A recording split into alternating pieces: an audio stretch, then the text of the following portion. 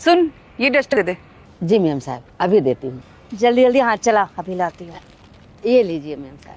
सो hey guys, कैसे हो आप लोग? आज मैं और मेरी मम्मा नोएडा की एक बहुत अच्छी लोकेशन पर एक आंटी के ठेले पर आए हैं जहाँ से हम कुछ चीज़ें लेने वाले हैं। तो घर जाके हम आपको इसका रिव्यू देंगे कि किस क्वालिटी के आंटी के पास सामान है और किस दाम पर बेचती है। तो मिलते ब्रेक के बाद। चलो मैडम 80 रुपया हो गए। क्या बोला? 80 रुपए? इतना महंगा? बेटा एक काम करते हैं, आज के बाद ना इस ठेले पर नहीं आएंगे। और तू ना अपनी ऑडियंस को भी बोल देना, कोई भी यहाँ शॉपिंग करने नहीं आएगा। हाँ मम्मा, आप एकदम ठीक कह रहे हो। कौन लेगा इतना महंगा सामान? महंगा कहाँ दे रही हूँ मैम साहब, और दुकानों से तो मैं सस्ता दे रही हूँ। इतना पैसा तो बनते हैं। हाँ हाँ, हमें बहुत अच्छी तरीके से पता है कि कितना महंगा सामान बेचती है या सस्ता सामान बेचती है। देख तुझे ना पता नहीं है, हम यहाँ से वीडियो बनाने आते हैं और उसे अपलोड करने आते हैं अपने चैनल पर। तुझे पता भी है मेरी बेटी के 50,000 फॉलोअर्स है, 50,000। इसीलिए कह रहे हैं हमसे पैसे मत ले। पर मैम साहब, हमें पैसा नहीं दोगे तो हमारा काम कैसे चलेगा? तेरा काम कैसे चलेगा इसका ठेका हमने ले रखा है क्या? तुझे एक बार में समझ नहीं आता? हम यहाँ वीडियो बनाने आते हैं और उसको अपलोड करते हैं बस। ये तो बहुत अच्छी बात है मैम साहब कि आप अच्छा काम कर रहे हो, पर मेरे पैसे दे दो। बड़ी बदतमीज है तू।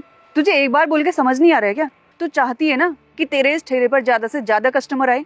अगर मैंने अपनी 50,000 के ऑडियंस को बता दिया ना कि किस क्वालिटी का सामान बेचती है और लोगों को ठगती है, तो कोई भी नहीं आने वाला यहाँ पे, और साथ में तेरे ठेला भी बंद करवा देंगे। नहीं नहीं मैडम, मेरा ठेला मत बंद कराओ। अगर आप लोग ठेला बंद करा देंगे तो मेरा काम कैसे चलेगा?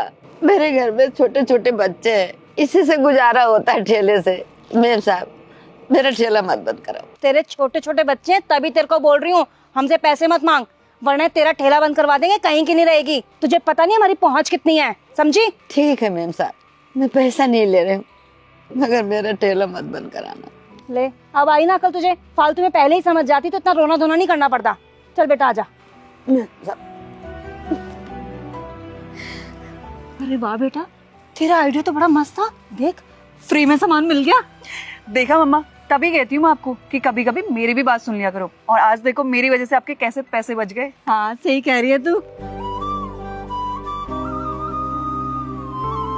ए बुढ़िया, ये जाले झाड़ने वाले ना 2 झाड़ू दे दे। जी मैम साहब, अभी देती हूँ। एक हरी और ये नीली। ये लीजिए। चल बेटा आजा। मैम साहब 150 रुपया हो गए। क्या तुझे समझ में नहीं आती? इतने दिनों से क्या समझा रहे तेरे को? हमसे पैसा मत मांगा कर, समझी? बताओ अपनी ऑडियंस को कि कितना घटिया सामान बेचती है तू। नहीं नहीं मैम साहब, ऐसे मत कीजिए। आप दोनों पूरे 20 दिनों से ऐसे फ्री सामान लेकर जा रही हूँ। आप लोगों ने तो बोला था कि वीडियो बनाकर डालेंगे तो लोग आएंगे तुम्हारी दुकान पे।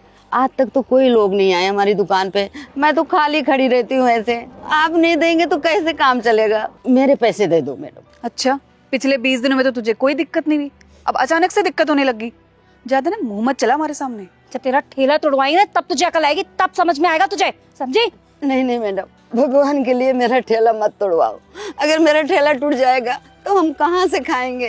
ऐसे मत करिए मैडम, मैं आपके पैर गिरती हूँ, आपके हाथ जोड़ती हूँ, मुझे माफ कर दो मैडम, मुझे माफ कर दो। ओह, ये हाथ पैर जोड़ने की जरूरत नहीं है, समझी? नौटंकी करी जा रही है। हमने तेरे को बोल दिया ना, तेरा ठेला तोड़वाएंगे तो तोड़वाएंगे बस। अरे मम्मा, आप भी किसके साथ बहस कर रहे हो? इसके साथ बहस करके कोई फायदा नहीं है। बता देंगे अपनी ऑडियंस को कि कितना घटिया सामान बेचती है और लोगों को ठगती भी है। जब इसका ठेला बंद हो जाएगा ना, तब इसको खुद होश आ जाएगी। चलो चल चल। मैम साहब पैसे दे दो।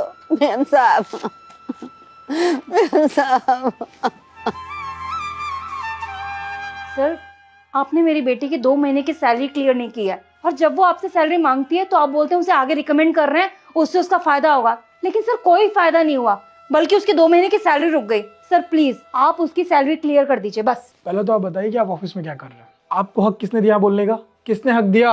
ये आपका घर नहीं है, मेरा ऑफिस है। आराम से बात कीजिए और बताइए प्रॉब्लम क्या है, यहाँ आपका क्या काम है? सर वो मेरी बेटी है और मेरा हक है बोलने का। वो कितने समय से आप लोगों के साथ काम कर रही है, आपको कोई हक नहीं बनता कि उसकी सैलरी रोक लें। प्लीज सर उसकी सैलरी क्लियर कीजिए। मेहनत के पैसे, हक के पैसे, कौन बोल रहा है ये सब? आप बोल रहे हैं। Very good. हाँ सर, मेरी बेटी ने मेहनत की है, उसी को हक के पैसे कहते हैं, जो आपकी कंपनी बार बार उससे छीन रही है। उसे उसका हक नहीं दे रही है, इधर उधर घुमा रही है। सर उसे बार बार आपके आगे हाथ पैर जोड़ने पड़ रहे हैं। सर ये तो गलत बात है ना? आपने उस ठेले वाले के साथ भी तो ऐसे किया था, उससे सामान खरीदा लेकिन उसको आपने पैसे नहीं दिए। सर उस बात का इस बात से क्या लेना देना? उससे इस बात का लेना देना है। सर क्या बोले जा रहे हैं? वो 500-600 की बात थी, यहाँ हजारों की बात है सर।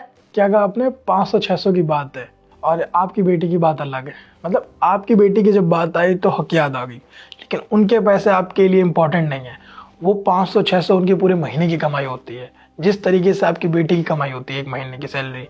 तो हमने जानबूझ के आपकी बेटी की सैलरी नहीं दी ताकि आप लोगों को आपकी गलती का एहसास हो सके। ये एक प्लान था हमारा। और मैं उन आंटी को जानता हूँ बचपन से, उनको देखता आ रहा हूँ किस तरीके से वो मेहनत करते हैं, और आपको उनसे बदतमीजी करते हुए भी मैंने देखा था। तो बस मैंने डिसाइड किया कि आपको आपकी गलती की सजा मिलनी चाहिए। सर प्लीज हमें माफ कर दीजिए। माफ कर दूं, और वो भी आप जैसे लोगों को। आप जैसे लोगों को माफी मांगने की जरूरत नहीं है, क्योंकि आप जैसे लोग कभी बदल नहीं सकते हैं।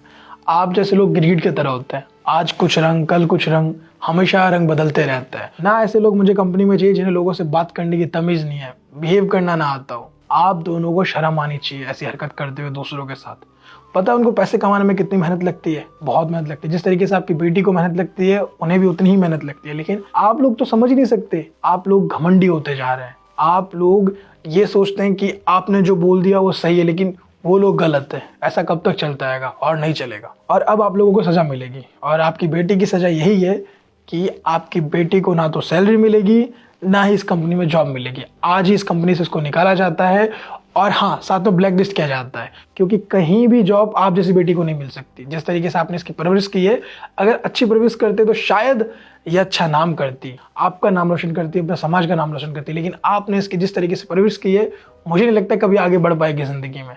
तो अगर आपको माफी मांगना है तो अपने आप से मांगिए, और उनसे मांगिए जिनसे आपने बदतमीजी की थी। और हाँ, ये दिखाओ मत कीजिए मेरे सामने, क्योंकि आज जो कुछ भी आपके साथ और आपकी बेटी के साथ हो रहा है, इसके जिम्मेदार आप खुद हैं। तो जो सवाल आप मुझसे पूछ रहे हैं, आपने क्या गलती की है, मैंने क्या गलती की, अपने आप से पूछिए आखिर गलती कहाँ थी। बस गलती ये है कि आप जैसे लोग बस घमंडी होते जा रहे हैं। तो प्लीज अपने घमंड को कम कीजिए, और दूसरे लोगों को भी देखिए, उन्हें मौका दीजिए, उनके साथ गलत व्यवहार मत कीजिए। चलिए अब निकलिए। सर प्लीज हम उनसे माफी मांग लेंगे, पर सर प्लीज उसे नौकरी से मत निकालिए। मैंने कहा ना, चलिए निकलिए। और कल से ऑफिस आने की कोई जरूरत नहीं है, जो भी सामान है ले जाना तुम अपना। और हाँ, अपनी बेटी को अच्छे संस्कार देना सीखो, तभी आपकी बेटी आगे बढ़ पाएगी। चलो निकलो, गेट आउट। जैसी माँ वैसी बेटी। नमस्ते आंटी जी। नमस्ते बेटा। अम्मा ये आपके पैसे। पैसे? अम्मा हमने आपके साथ बहुत गलत व्यवहार किया, प्लीज़ हो सके तो हमें माफ़ कर दीजिए। हाँ आंटी जी, प्लीज़ हमें माफ़ कर दीजिएगा।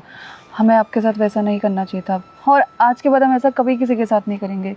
वो लालच में आकर वो गलती हो गई हमसे, हमें माफ़ कर दीजिए। मैम साहब, आपका बहुत बहुत धन्यवाद। इन पैसों की बहुत ज़रूरत थी मुझे, मैंने आपको माफ़ कर दिया। मैम साहब बहुत बहुत धन्यवाद बेटा, आपने मुझसे माफ़ी मांगा, माफ़ कर दिया आपको। पर बेटा, किसी गरीब को ऐसे मत सताना, उसकी हाय मत लेना बेटा। गरीब बहुत मेहनत से कमाता है। आपका बहुत बहुत धन्यवाद बेटा, बहुत बहुत धन्यवाद। अम्मा आपका सामान सच्ची में बहुत अच्छा है, हम आज के बाद आप ही से संभाल लेंगे, हमें माफ़ कर दीजिए। चलिए। बहुत से ऐसे लोग होते हैं जो दूसरों के साथ गलत व्यवहार करते हैं, मिसबिहेव करते हैं। तो प्लीज़ कभी भी किसी के साथ भी मिसबिहेव ना करें। हम सब एक बराबर है, एक जैसे हैं, तो हमेशा सबकी इज्जत करें। और साथ ही कमेंट करके बताइए कि आपके साथ कभी कैसा भी कुछ भी हुआ हो स्टोरी, तो आप लोग मुझे कमेंट में बता सकते हैं, ताकि हम लोग उस पर एक मैसेज वीडियो बनाए और वो मैसेज आप सभी तक पहुंचाए। तो जल्दी से कमेंट कीजिए और अपने बारे में बताइए, अपनी स्टोरी के बारे में बताइए। और इस वीडियो को सभी फ्रेंड के साथ, फैमिली के साथ शेयर कीजिए, क्योंकि इसमें जो मैसेज है बहुत ही इंपॉर्टेंट है। तो जल्दी से शेयर कीजिए, हमारे यूट्यूब चैनल सब्सक्राइब कीजिए, हमारे फेसबुक फॉलो कीजिए। हमेशा से मुस्कुराते रहिए, खुश रहिए। Thank you.